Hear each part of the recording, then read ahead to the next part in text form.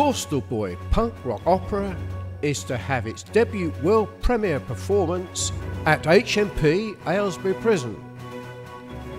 The opera is a dramatic musical production of the true story of redemption, i.e. bad lad turned good, as told in David Clarke's book Converted on an LSD Trip, and its special edition written for prison inmates Borstal Boys. The opera has been written specially to tour the prisons of the UK that houses over 85,000 inmates in 170 prisons. The director of Aylesbury Prison, David Jennings, has welcomed this innovative opportunity to encourage young prisoners to hear this encouraging story of two former young criminals turning their lives around for the better, and believes this production will open the doors to benefit many more people.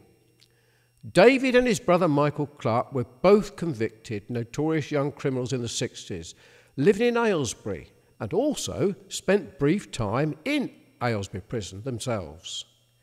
David the younger turned his life round after a bad trip on LSD in 1970. He learned to read to educate himself, went on to higher education, became a Baptist minister in Bearton near Aylesbury, and a lecturer, and taught electronics for over 20 years in colleges of further and higher education. Michael, meanwhile, continued his flamboyant lifestyle, ending up years later doing a 16-year prison sentence in the Philippines. However, he too turned his life round after serving 5 years of his 16-year sentence through reading C.S. Lewis's book, Mere Christianity. The story, Converted on LSD Trip, and its opera, Borstal Boy, has been written to demonstrate that lives can be turned around for the better, and it charts all the ups and downs of such a life.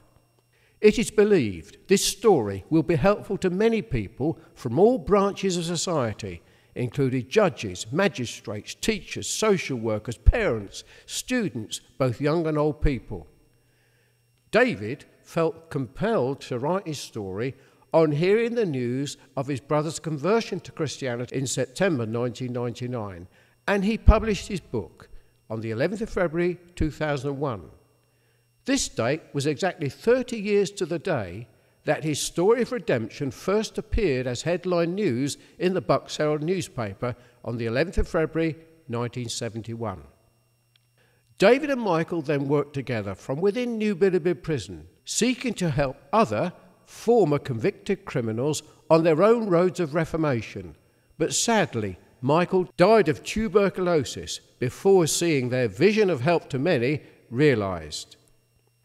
These musicians and performing artists are a dedicated team chosen for the production and will be putting on their show in the Free Society after the event.